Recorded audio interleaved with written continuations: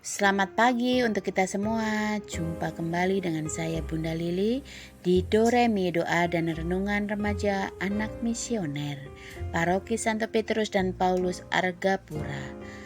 Pada hari Senin 15 Juni 2026 merupakan pekan biasa yang ke-11. Marilah kita tandai diri kita dengan tanda kemenangan Kristus dalam nama Bapa dan Putra dan Roh Kudus. Amin. Marilah kita berdoa. Ya Allah, Bapa yang Maha Baik, syukur dan terima kasih atas caramu hadir dalam kehidupan kami dengan menyertai kami dengan nafas kehidupan ini. Terima kasih untuk kesempatan yang baru ini ya Tuhan. Kami yakin dan percaya Tuhan akan penyertaan-Mu bagi kami semua pada hari ini.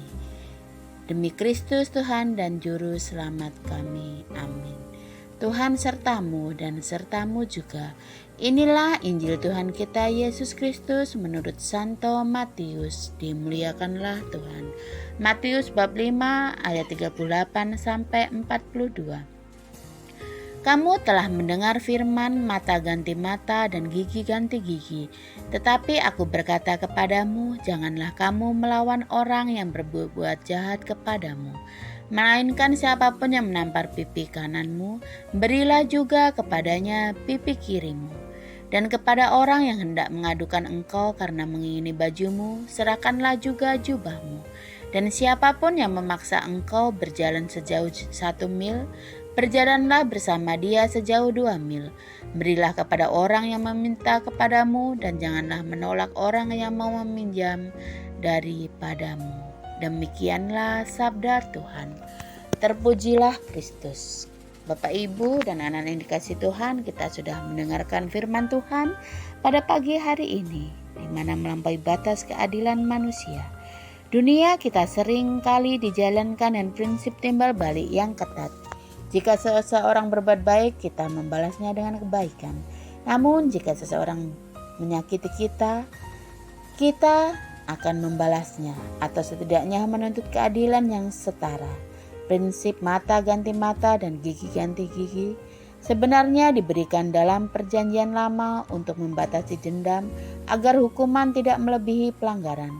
Namun dalam khotbah di bukit hari ini, Yesus membawa kita ke standar yang jauh lebih tinggi. Yesus menantang kita untuk tidak membalas kejahatan dengan kejahatan, melalui contoh-contoh yang radikal seperti menyerahkan pipi kiri saat pipi kanan ditampar, memberikan jubah saat baju dituntut, atau berjalan 2 mil saat dipaksa berjalan 1 mil. Yesus sedang mengajarkan cara memutus rantai kebencian. Tindakan-tindakan ini bukanlah untuk kelemahan atau kepasrahan yang konyol. Sebaliknya, ini adalah tindakan kasih yang berani dan merdeka. Ketika kita membalas kejahatan dengan kejahatan, kita membiarkan diri kita dikendalikan oleh orang yang menyakiti kita. Namun, ketika kita memilih untuk membalas kejahatan dengan kebaikan, kita meruntuhkan senjata lawan dengan kasih yang tidak mereka duga. Kita menunjukkan kualitas sebagai anak-anak Allah.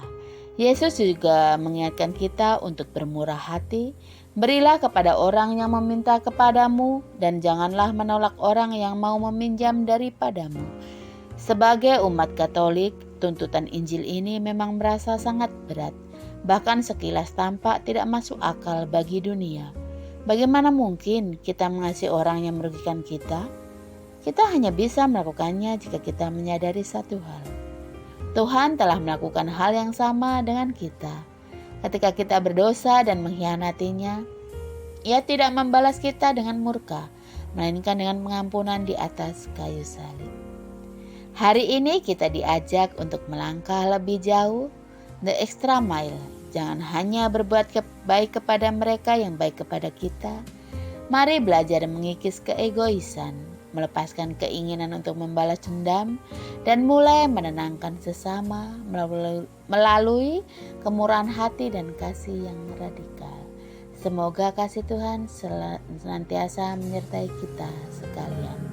Semoga demikian. Marilah kita tutup doa dan renungan kita pada pagi hari ini dengan doa anak misioner.